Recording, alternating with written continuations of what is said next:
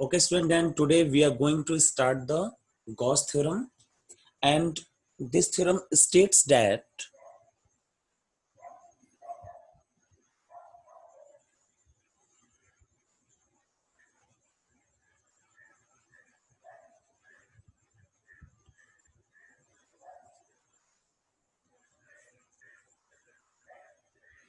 the electric flux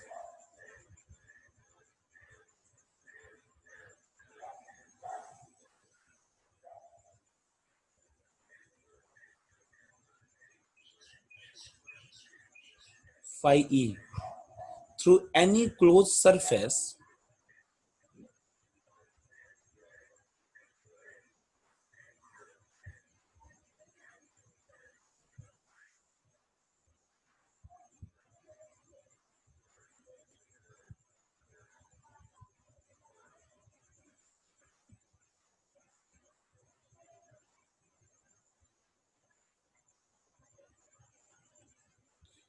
is equal to the 1 upon epsilon naught times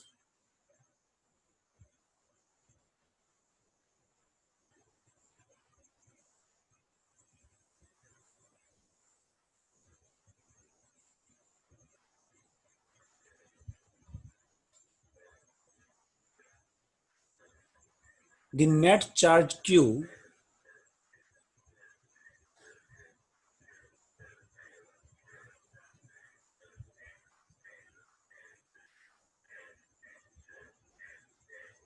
enclosed by that surface.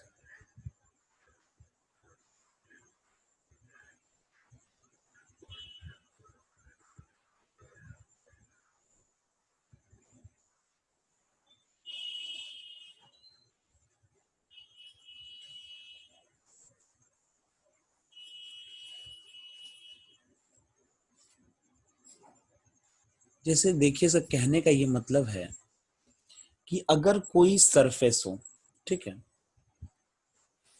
तो random shape का एक surface मैं बना दे रहा हूं, ऐसे कोई सरफेस हो और इसके अंदर जो है एक चार्ज क्यू है। एक्चुअली इसके अंदर ढेर सारे चार्जेस हो सकते हैं, ठीक है, जैसे कि मान लीजिए कि plus Q, minus Q, 2Q, 3Q, 5Q, कुछ भी हो सकता है। तो हम लोग सबका नेट चार्ज निकाल लेंगे, टोटल चार्ज निकाल लेंगे। तो मान लिया कि टोटल चार्ज क्यू आ रहा है जो कि इस सरफेस के अंदर है, ठीक है। बाहर कौन कौन से चार्जेस प्रेजेंट है इससे हमें कोई लेना देना नहीं है, अंदर जो जो प्रेजेंट है सिर्फ उससे है।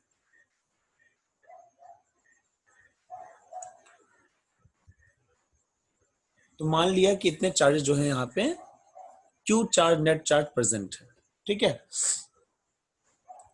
अब अगर हम लोगों को टोटल फ्लक्स निकालना है तो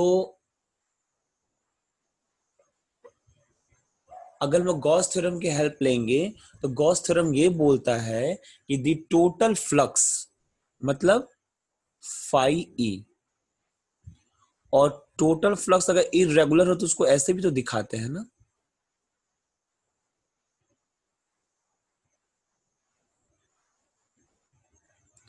scalar product of electric field intensity and the area vector. This is called the closed integral, ठीक है। And this electric flux will be equal to the, according to the Gauss theorem, equal to the 1 upon epsilon naught times of charge q, यानी कि q upon epsilon naught इसके बराबर होगा। तो Gauss theorem में एक तरीके से हमें शॉर्टकट मेथड बता दिया, जिस मेथड के हेल्प से हम लोग निकाल सकते हैं टोटल फ्लक्स किसी भी क्लोज सरफेस के अलॉन्ग। इसको बोलेंगे इक्वेशन नंबर 1, ठीक है। ये है गॉस थ्योरम। चलिए इसको प्रूफ किया जाए। प्रूफ इसका इंपॉर्टेंट है, एग्जाम में पूछा जाता है। देखिए, प्रूफ करने का जो पैटर्न है, हम लोग करेंगे क्या, हम लोग देखेंगे हम लोग टोटल फ्लक्स पुराने मेथड से जो हम लोग निकालना जानते हैं E डॉट डी ए करके, उसी मेथड से फ्लक्स निकालेंगे इस क्लोज सरफेस के लॉन्ग, और वो अपने आप देखेंगे कि वो Q upon epsilon not times के बराबर आ जाएगा, तो प्रूफ हो जाएगा थ्योरम। चलिए प्रूफ किया जाए। तो एक स्मॉल एरिया ले लेते हैं डीए, उसके थ्रू फ्लक्स निकाल करके इंटीग्रेट कर देंगे। चलिए मैं यहाँ पे एक स्मॉल एरिया ले लेता हूँ डीए।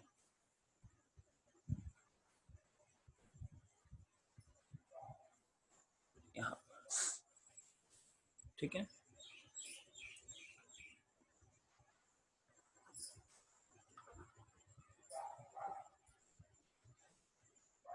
इस डीए के थ्रू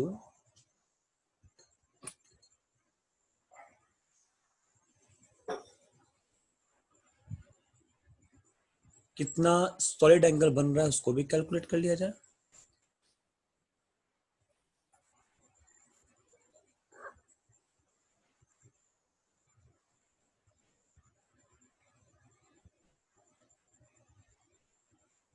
और इसका एरिया वेक्टर इसके अलोंग होगा, ये हो गया एरिया वेक्टर।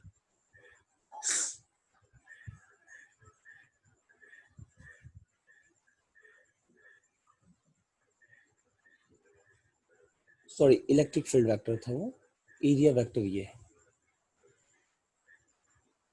सरफेस इरेगुलर है तो जरूरी नहीं है कि दोनों एक ही डायरेक्शन में हो।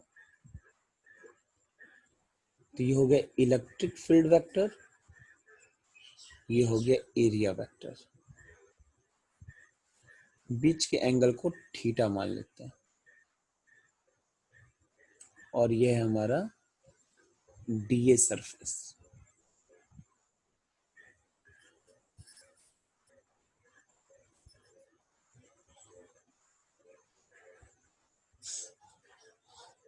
मान लिया इसके थ्रू जो सॉलिड एंगल है वो डी ओमेगा है।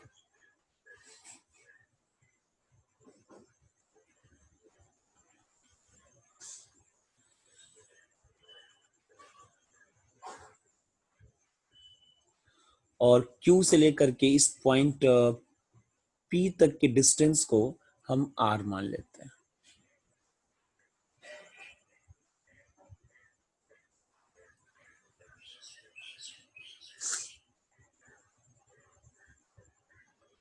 Now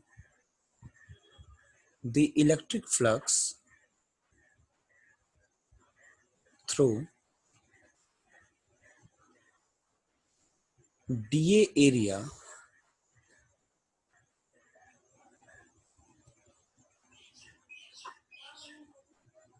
d phi equal to कितना हो जाएगा,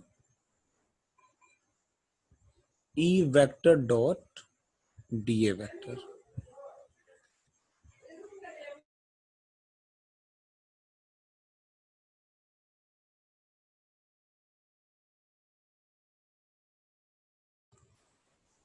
D phi equal E vector dot D A vector, तो ये हो जाएगा E D A cos theta.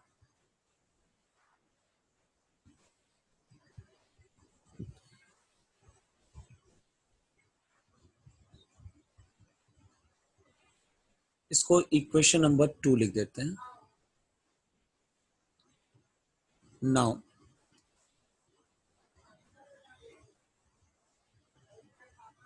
Electric field कितना होगा यहां पर,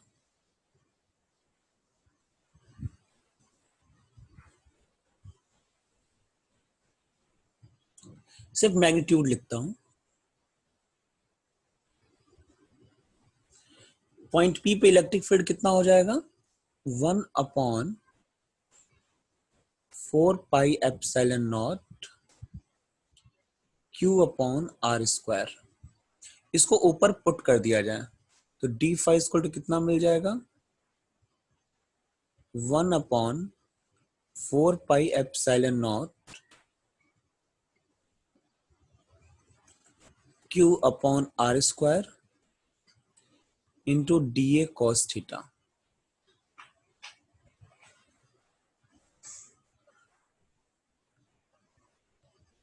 या इसको ऐसे भी लिख सकते हैं, Q upon 4 pi epsilon naught dA cos theta upon R square.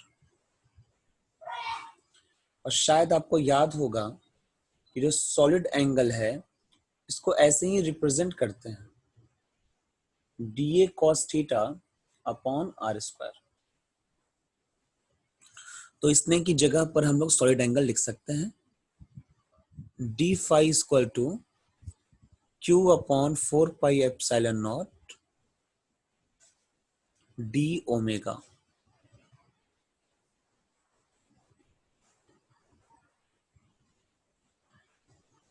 Equation number 3।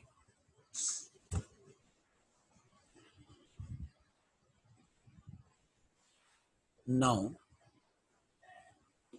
to calculate total flux,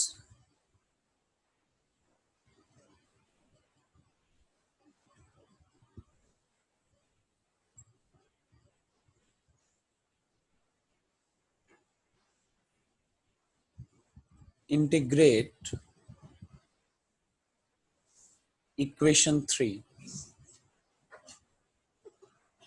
तो क्या होगा, डी फाई का इंटीग्रेशन फाई हो जाएगा और q upon 4 pi epsilon naught ये तो कांस्टेंट है, बाहर हो जाएगा और integration of close integration of D omega बचेगा। डी ओमेगा जो क्लोज इंटीग्रेशन होता है वो क्या होता है, एक दिन हम लोगों ने देखा था the complete solid angle D omega close integration total angle हो जाएगा और टोटल सॉलिड एंगल कितने का होता है, 4 पाई का।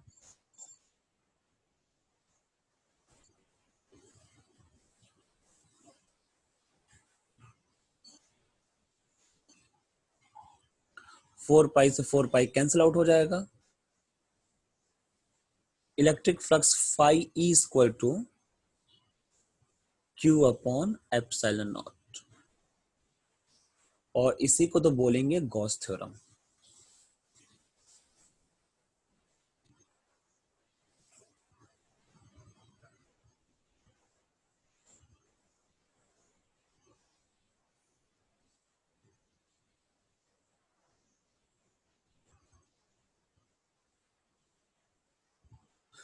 फिर आप इसे नोट कर लीजिए, बहुत इंपॉर्टेंट थ्योरम है, एग्जाम में अक्सर पूछा जाता है।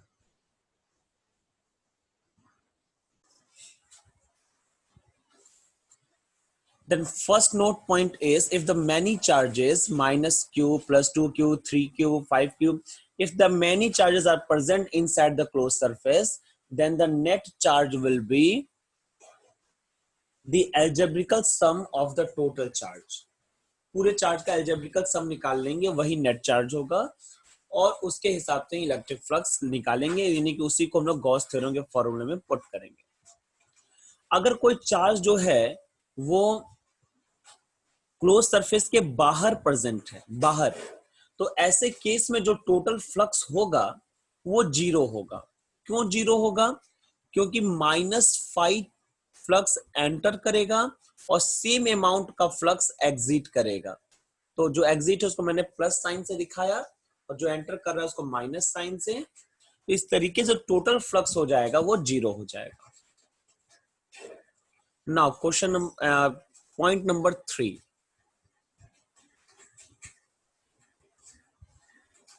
Gauss theorem is valid only for the closed surface।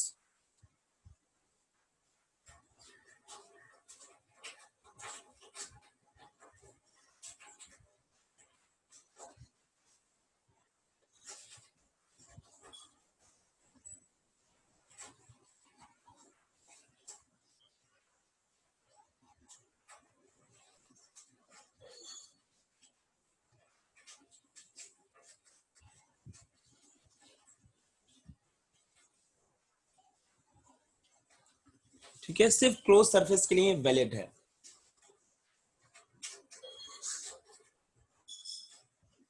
No matter shape and size.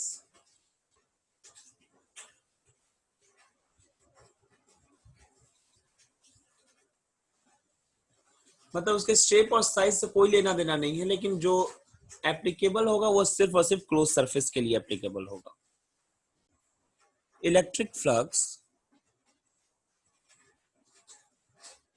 is independent from the distribution and position of charge inside the closed surface.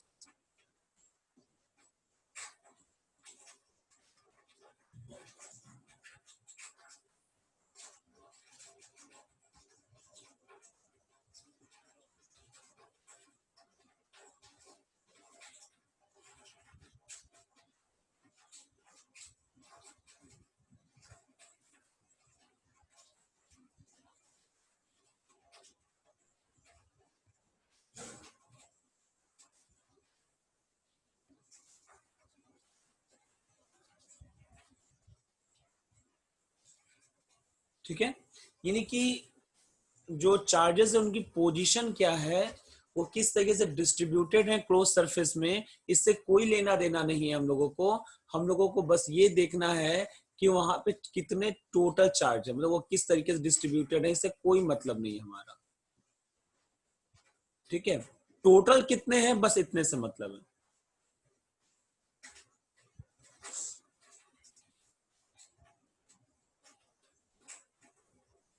Okay, so this is the things for today. On the next date, we will see the some examples,